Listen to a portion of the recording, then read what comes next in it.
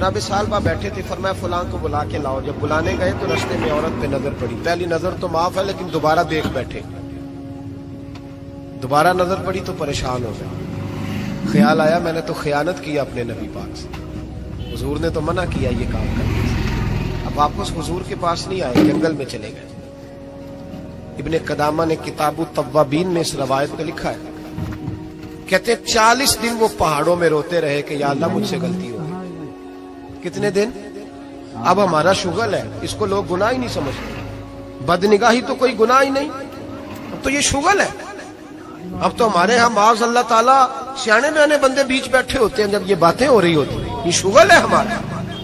اب تو ابا کے سامنے بچہ وال پیپر گندی تصویر کا لگایا ہوتا ہے پر وہ کہتا ہے با عمر ہے نا جی، عمر ہے نا جی. مجھے پتہ ہی نہیں یہ کتنا گند کر رہا ہے. یہ تباہ ہو جائے گا روحانی طور پر. اگر یہ گند دیکھنے میں الجھ گیا تو امام شافعی کا فتویٰ ہے جس کی نظر گندی ہوتی ہے اس کا حافظہ کمزور ہوتا ہے، وہ کوئی بڑا کام نہیں کر سکتا. وہ نفسیات کا مریض ہو جاتا ہے جو گندی نظر والا آدمی ہوتا ہے. ہمیں پتہ ہی نہیں کہ ہمارے مسائل اصل میں ہیں کیا. تو 40 دن جنگل میں روتے رہے. 40 دن محبوب سارا کچھ جانتے تھے پر خاموش رہے. حضرت جبریل امین حاضر ہوئے. عرض کی یا رسول اللہ آپ کا وہ غلام رو رہا ہے. رب کہتا اسے بلا لے، میں نے اس کا گناہ معاف کر دیا. نبی پاک صلی اللہ علیہ وسلم نے حضرت مولا علی شیر خدا اور جناب سلمان فارسی کو بھیجا، فرمایا فلاں جگہ ہے لے آؤ. کہتے جب ہم گئے تو 2 پہاڑوں کے درمیان جناب صالبہ تڑپ کے رو رہے. ہمیں دیکھ کے اور روئے.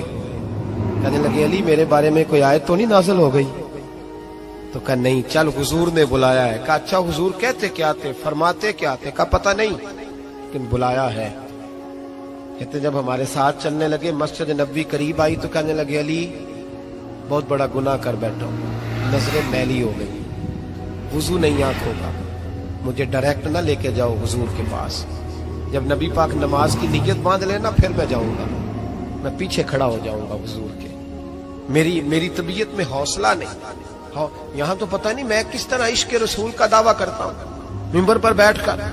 اور ہماری یہ میلاد آئے گا تو محافل میلاد میں اس طرح کے دعوے ہوں گے اسٹیج پر کہ علمان والحفیظ.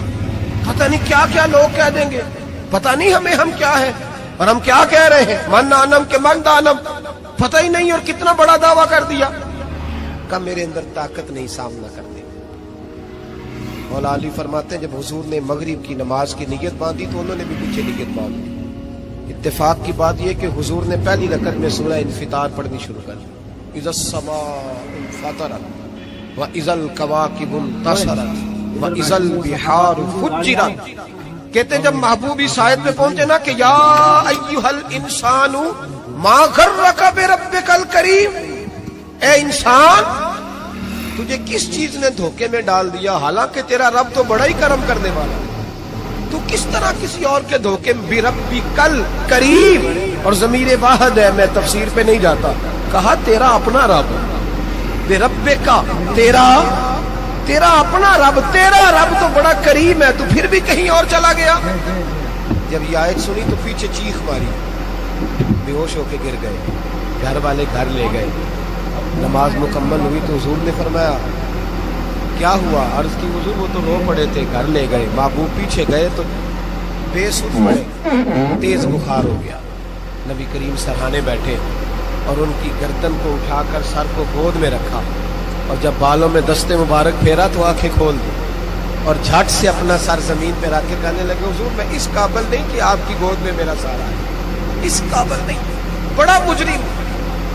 محبوب نے فرمایا تجھے مبارک ہو، رب نے تجھے معاف کر دیا ہے، اللہ بھی راضی ہے، میں بھی راضی ہوں.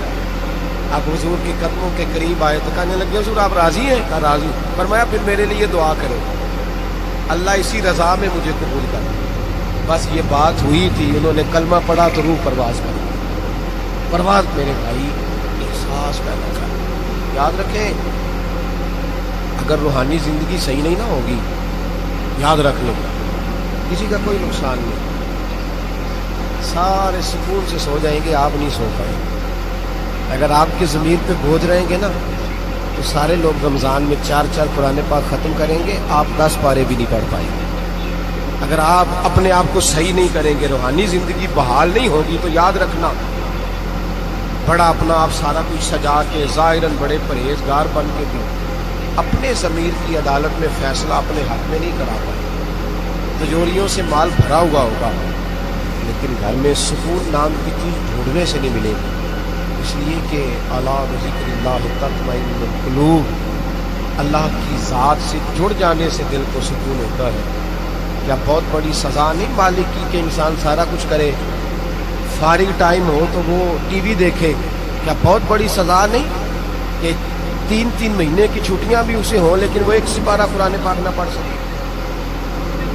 वो गप्पे मारने बैठे तो 6-6 घंटे लगा दे और तस्बीह दी जाए तो 10 मिनट में बस हो जाए, दरूद पढ़ा ही ना जाए। ये सज़ा नहीं?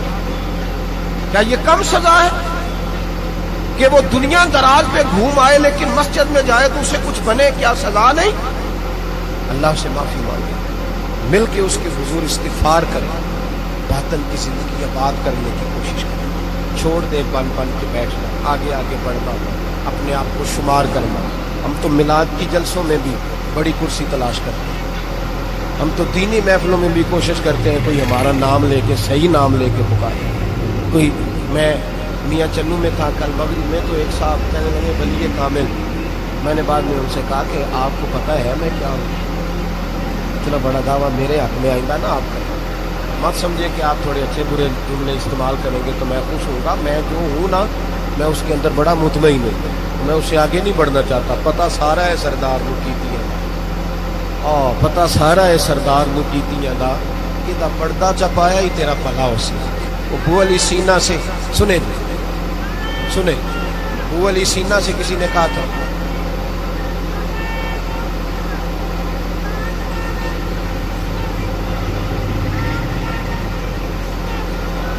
अब इनकी इस बात पर और इस अमल पर एक शेर सुन ले मियाँ मोहम्मद बख्श साहब। मियाँ साहब कहा करते थे, जितन जितन हर कोई खेडे तू हारन खेड फकीरा। जितन जितन, ये तो सारी दुनिया करती है ना कि मैं जीतने जा रहा हूँ। कहते हैं जितन जितन हर कोई खेडे, जितन जितन हर कोई खेडे तू हारन खेड फकीरा। जितन दा मुल कौडी पैंदा ही हारन दा मुल हीरा। जितन दा मुल कौडी। अबू अली सीना से किसी ने कहा कि क्या महसूस करते हो आजकल, कुछ हालात बेहतर है? अबू अली सीना चूंकि हजरत अबुल हसन खरकानी के मुरीद थे, हाँ, साइंसदान होने के साथ साथ सूफी थे, दरवेश थे, तो अबू अली सीना कहने लगे क्या कहते हो, हालात किस तरह के? कहने लगे मुझे अपने गुनाहों का पता है, इतने बड़े गुनाहों के बावजूद मेरी पर्दा धरी नहीं हो रही, ये थोड़ा ही नाम है अल्लाह ताला का, और उसी जमीन पर उसकी नाफरमानी करता हूँ, उसने रहने के लिए जगह दी हुई है, थोड़ा एहसान है उसका। मैं सुबह से शाम तक कितनी नाफरमानियां करता हूँ फिर भी पेट भर के रोटी देता है, ये थोड़ा एहसान है। तू कह रहा है आगे बढ़ा है कि नहीं? ये बड़ी बात है कि उसने जमीन पर रखा। आला हज़रत फाज़िल बरेलवी के वालिद मौलाना नकी अली खान साहब रहमतुल्लाह ताला अलैह, इमामुल मुतकल्लिमीन, उनके हालात में लिखा है, एक आदमी को आपने ना जगह दी को 10 मरले आपका प्लाट था या 5 मरले का, उसने कहा हुजूर कुछ दिनों के लिए चाहिए, तो आपने वो जगह उनको दे दी, जैसे महल्लेदार दोस्त को शादी ब्याह। 10-15 दिन के बाद चाबी मांगी, उन्होंने दे दी, तो कुछ दरख्त उन्होंने काट लिए, कुछ अपनी मर्जी की तरमीम कर ली। मौलाना नकी अली खान साहब रहमतुल्लाह अलैह नाराज हो गए, फरमाने लगे मेरी जमीन थी, मुझसे कुछ तो लेते, कोई तब्दीली करनी थी, पता नहीं मेरी मर्जी के खिलाफ तुमने मेरे प्लाट पर ये क्यों तब्दीली की? ये उस आदमी को कह के ना तो 2 मिनट गुजरे तो चीख मार के रो पड़े। कहने लगा हुजूर क्या हुआ? मांगने लगे सोचता हूँ मेरी 10 मरले की जमीन पर मैंने तुम्हें अपनी मर्जी नहीं करने दी और मैं रोज अल्लाह की जमीन पर अपनी मर्जी करता हूँ। रोज रब की ये ख्याल आ गया, मानने लगे जाओ भाई जाओ, मुझसे गलती हो गई, जाओ। ये सोच जब पैदा होती है फिर बंदा रोज निखरता है, फिर रोज वो गुस्ल करता है बातन का, फिर रोज हर जगह से उसे नया से नया सबक मिलता है।